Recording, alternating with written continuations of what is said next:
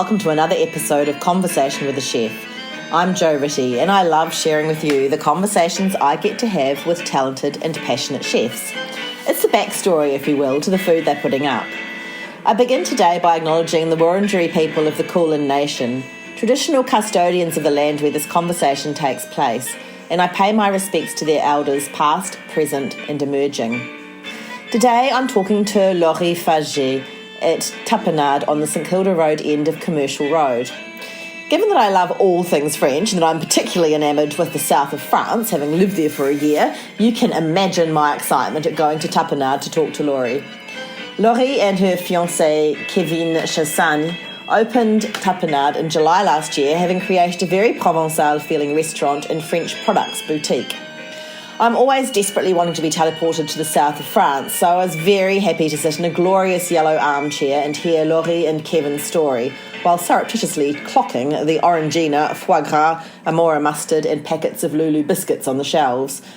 Laurie has crossed the line between front and back of house and swapped waiter's knife for chef's knives and is cooking up food from her childhood in the south of France.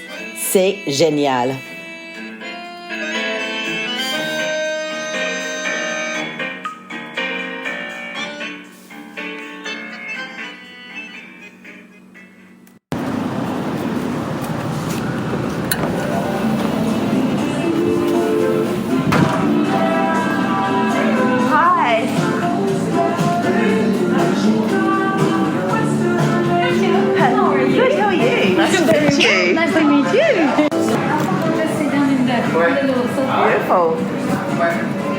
You've done such a lovely job with the decor. It is very. Did you know the place before? No. So it was beluga. So everything that you see in green was actually in white. Everything you see in white was wood. We changed everything. Wow. We really wanted to make, like a statement. Yeah. A statement. We changed ownership and Has it been here? You mean in Australia? No, so we opened 1st of July last year. Yeah. Right during lockdown. Yeah, no. So right during lockdown, because when we've done all the paper for the business and everything, COVID was out of mind. Yeah, that's right. Pretty much. Yeah. Because it was around April that we've done all this. It really was a tough time because in June, when we got the keys, 1st of June we got the keys, and we gave ourselves 3 weeks to remodel everything and then open. And the 1st of June, I think they announced another lockdown. So for the whole June, we're in lockdown. So in our mind, like, you know what? Good. We're going to focus on this. And then we reopened for, I think, 3 weeks. And then it was lockdown again. Yeah.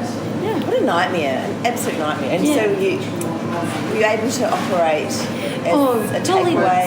Exactly. So we did takeaway.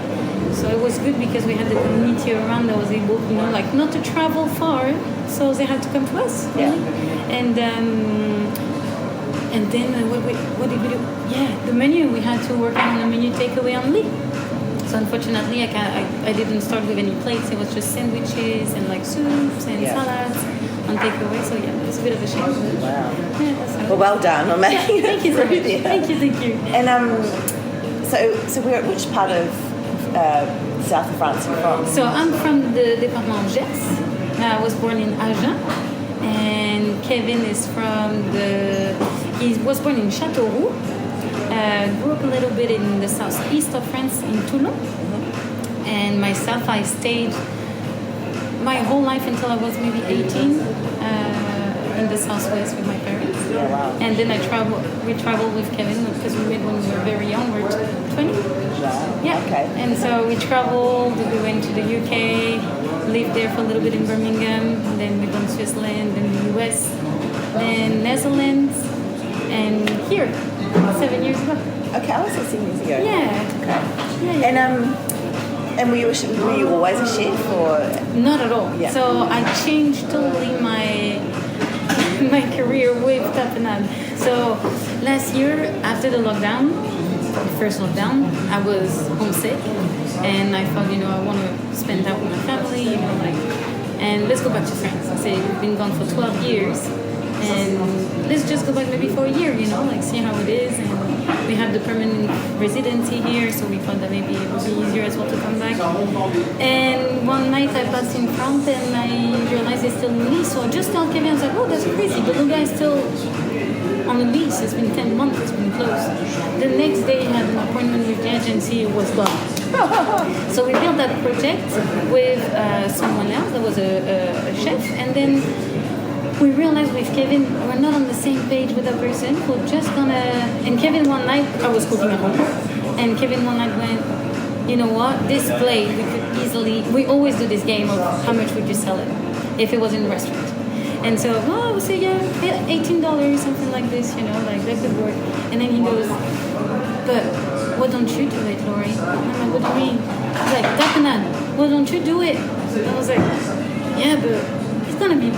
I was afraid it was going to be boring, you know, like in the fact that this is stuff that I eat at home all the time, you know. And he's like, no, people don't know this. No, like, you need to like. Yeah, like share it. And every time I go to someone's place or like for Christmas or something like this, you know, make my special like olive and ham cake or my salmon bruschetta and so we did some tryouts at home, like what, you know, see how it works. And then I started like this. Wow. So I've been managing restaurant for the past 10 years. I was restaurant manager at Orangina, where we worked for the group Kevin and I for 7 years. And then I decided to do this. It was a real challenge, let me tell you this. I had a lot of respect for chefs already. Like it always been for me, my relationship with the kitchen, being a front of house, has always been like we need to help each other. It's not because generations before, like you always have this kind of little war in between the kitchen and the front of house. And I really tried to make that relationship like really a bond, like more of a strength than a weakness. Where you can find everywhere in kitchens sometimes still happening, and so it's just it's been a challenge really. There's so much to ask about. So how many do you seat here? So we have, I believe, 36 with 40 with the communal table. So we have a big communal table where we can sit 8 people, nice comfy chair with a backrest, really important. So being from front of house as well, I have a lot of things to say on the room, and I always think about what's efficient and so and outside I believe we have 20 as well. So we have a beautiful terrace with lavender all around it. Unfortunately, I wish you could see it today. It's not set up really. But during the summer, it was beautiful, all purple. We have. It was really, really good. You come in and you really feel like you're in Provence when you sit outside. Love it. So then, how do you go from cooking at home to cooking the kinds of quantities or getting things ready at the time you need to? Yeah, absolutely. So there was a lot of learning in the sense of quantity, but not so much because I come from a massive family. I'm from a gypsy family in the south of France, and we cook. For a regular dinner, you invite just a few members of the family. It would be for 30, 40 people, easy. So the quantity I wasn't scared of really. It was more about the managing of the stock and all this. And because obviously when you cook for the family, you buy in the morning and you cook at the night. But here was a lot different about how turning things and because I started with sandwiches, it was really easy for me to just freshly make everything daily, and at first it really wasn't an issue for products. So I didn't have, for example, fish yet or beef or anything like this, which is different now. And I've been working as well with experimental chefs as well. I was by myself a little bit for the few months, and then I've been helped by the head chef of Frederic as well, Nicolas, and Kyle as well, which is now the sous chef of Frederic. They've been helping me tremendously, and I could never thank them enough for showing me the tips and tricks around the kitchen. And always like I've been doing things, like just like cutting vegetables, like very, very easily, right? You do something at home, but then you see the technique that it takes, and then that's a whole other story. But it absolutely is, and I think because I always think, I just don't think, I'm not very practical, or I think I've got my ways of doing things, but then when you see how unafraid of food chefs are, and how they've got all those tips, and it just, like with the hot stuff as well, you know, like little things like let's say using a mandolin, you know, are you using those mandolins? No. Yes, I grab a radish, you know, and I'm putting all my fingers around the radish, and I'm like, no, just over here. And I said, of course, I'll lose a finger. Yeah, that's right. But just little things, and they really help me, not being afraid as well of the hot stuff, you know, like as we say in French, I'm not a little nature, you know, in the sense that I'm not afraid of hurting myself. Like maybe I should be a little more, yeah, it's and I thanks my mom for this, to be honest with you. Like she really, like, since I'm a little girl, she's always like, I grew up in a farm, so I grew up with like feeding ducks, making foie gras. So we had a farm of ducks and poultry and all this, and so I really wasn't afraid to grab my own duck and doing it. Yeah, absolutely. So you've been in touch with the product. Absolutely. Yeah. I've been. My mom, when she had my second little baby brother, she unfortunately had to bed rest when she was maybe 4 months pregnant.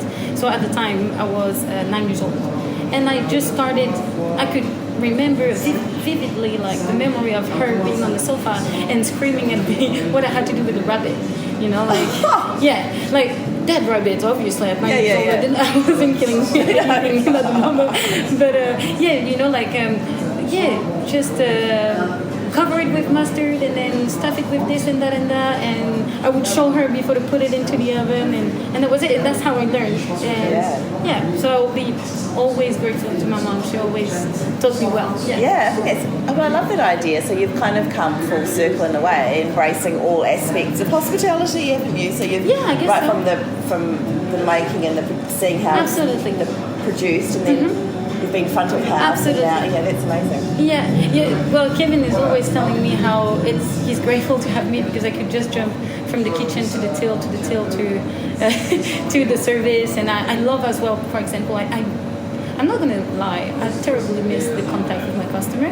Things gotta have an open kitchen, and I can still look at them and see their facial expression when they eat my dish. I love that.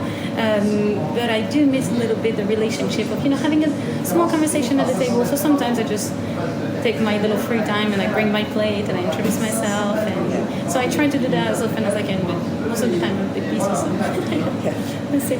So that's a lovely menu up there. So what you're open for dinner now as well? That's right. So we're doing Friday and Saturday dinners, and we're going to start very soon, in about 15 days. All you can eat mussels and fries on Thursday night, and we're going to do that every 2 second weeks. Yeah. Amazing. Yeah. Delicious. Moule frites. Moule frites, absolutely. And they'll come, I think, with a glass of wine, and we'll have 2 different sittings. And when you'll come in, you have your table, you sit down, you have your entree already on the table, and that will be a good event, I think. Perfect. I might have to come down for that. Absolutely. And so then what are some other things you've got there? So you've obviously got the tapenade. Absolutely. So this is obviously the famous dish of the house. So this is not only a green or black tapenade, this is a sun-dried tomato black forest tapenade. I believe I've got over 14 ingredients in it. Wow. That's right. So there's a lot of things. Yeah. Herbs as well. Absolutely. Herbs, spices, and obviously lots of garlic. And then the special smoked trout gruyere. So this is something that was very similar that I was bringing to my friends all the time while I was not a chef yet. My salmon bruschetta, and I always had so much compliment on it. So I just gave it a twist and make it as a rillette and it comes with a beautiful green bright jelly, apple, dill, cucumber. So that's very, very happy with this dish. Flaying off the shell, the baked brie with a hazelnut pesto. And as a bigger courses, we do a chicken breast sous vide, which is juicy, you wouldn't imagine. And it's served with a ratatouille, of course, to bring the south east a little bit on the front. And yeah, for the dessert, we have beautiful burn basque cheesecake, which is served with a very coulis. That was very trendy, and I just jumped on it as well. And it's jiggly. This is delicious. And I couldn't miss as well without presenting my grandma madeleines. So lemon madeleines, very simple, flying off the shell as well. When you come in the morning, 8 o'clock, I'll make sure I put the tray out of the oven just in front of you, so you have the smell of it. Yeah, absolutely. When I was studying French for my honours year, I studied Proust, and so of course read all about the Madeleine and how absolutely it unleashes the souvenir d'enfance. But and actually, I just went to in the French Film Festival La Brigade. That's right. And she talks about Madeleine as well, about how it's such a such a delicacy. Absolutely. Yeah, it's such a delicacy, and I think it's so interwoven with. I mean, it really for me is the epitome of eating something and being not that the Madeleine's the only thing, but eating when you eat something or you smell something and you're cast back. Olfactive memory. Yeah. That's what I play a lot on this. This is very funny you bring it into it because that's what I love to do. Like for example, the quiche that I make the dough myself as well, and I had someone like having it the other day, and she said what I was biting in it, like it really gave me back to the table of my grandma. And I was like, this is the best compliment you can give me. This is exactly what I do in my cuisine. This is rustic. This is nothing. How can I explain that? This is all me. You know, I'm not doing anything that I'm not comfortable with. So if the quiche will be here for 5 years on the menu, it will be on the menu. You know, like I'm starting to change a few things because now I want to change this. The season is changing as well, so I'm changing products. For example, we're having the fig salad, beautiful figs at the moment. But yeah, it really is like authentic. Yeah, authentic. And as there's no rules in the kitchen, I always say, because people ask me as well, but how did you do? Is there like, you know, all the rules? No, there's no rules. As long as the customer is happy, as long as, you know, like this is all this is what I love, then I'll do it. Yeah. Absolutely. And how do you find, because I know there's really good produce here in Victoria as well, I think chefs probably have access to better produce than we do in supermarkets, for example, here, because so I went out to Romsey and I met these chefs who have turned suppliers, and they gave us a box of vegetables, heirloom, aubergine, tomatoes, melons, pumpkins, and the flavour was incredible. Oh yeah, I'm sure. And I know when I lived in just out of Avignon, when I lived in Château Renard, and there was a marché d'intérêt national, and so just the fruit and vegetables was incredible. It's different here, isn't it? Yeah, absolutely. And to be honest, I'm a bit lost as well in what seasoning, was it in the season or not? Because being from Europe, you know, it's totally different to what you can find here. And so I do miss the French product. The way as well that it's holding, you know, like I remember being in France, and so with my mom, obviously we have a massive garden. We have like a 4 hectares garden around the house. And I think 1 hectare was just for fruit trees, and also we have, for example, 150 tomatoes feet, you know, all along that was massive. And I remember that we could keep those veggies forever and ever. When here I feel like I have to have my stock, you know, like I keep for 2-3 days, and then I have to have like new veggies because it's starting already to like, you know, like not look pretty and not like. Yeah, so that was something I had to look at. Yeah, I don't know. I'm not sure either. And then all the seasons are moving, I think, as well. So the tomatoes were in full flight just 2 weeks ago. That's right, yeah. And then you also got the mushrooms starting to come. So. And as well, I'm thinking price-wise. This is incredible, the price, I feel like, here than in France. If I go to the market or anything like this, I'm going to find like a lot cheaper stuff, definitely. Like when I see the heirloom tomatoes, what we're talking about, I think at the moment we're on $24.90 the kilo. Yeah. This is huge. I wouldn't see myself buying some heirloom tomatoes in France for 12 euros. No. You see? No. A kilo. So so there's a lot of different things like this but I guess I wasn't a chef back in France, so I didn't have as much interest in the price of vegetables. True. Yeah. There's definitely lots of things I missed. 2012 was the last time I was there, and yeah, certainly there's lots of you must miss as well. I mean, so, but you've created a little bit of home here, which is absolutely. Yeah, we have our little French boutique as well here. Imported French product only. And so we have some foie gras, French saucisson made by a French guy from Perth. And so, really very happy with this. So, French people, they come in and they see, the Sherwood. Like, you can find anything from pasta to the haricot tagada, the crème de marron, chestnut cream. Oh, I love that. We have some product as well from Taste of Paris.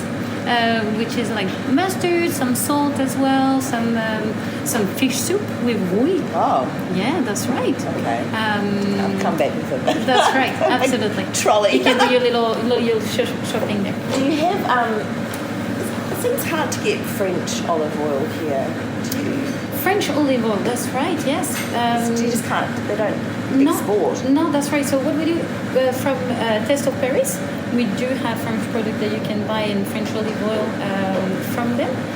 But I do use an Italian olive oil for the restaurant.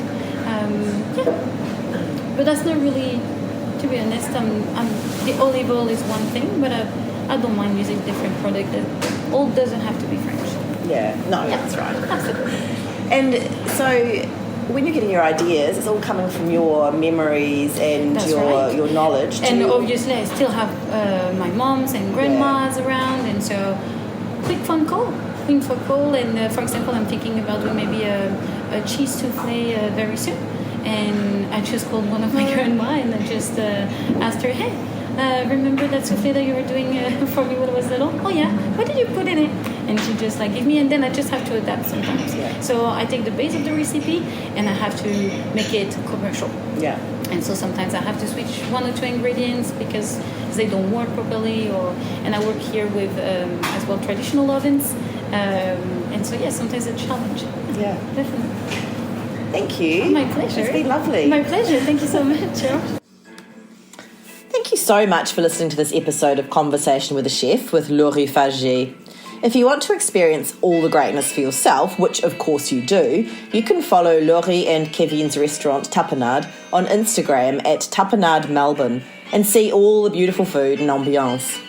As for me, I'm also on Instagram at Conversation with the Chef, and if you want to read the chat, you can head to www.conversationwithachef.com. I would absolutely love it if you told a friend about my chats, and of course you can subscribe on Apple Podcasts or click follow on Spotify so I know you're there. Once again, thank you. Have a great day. Au revoir.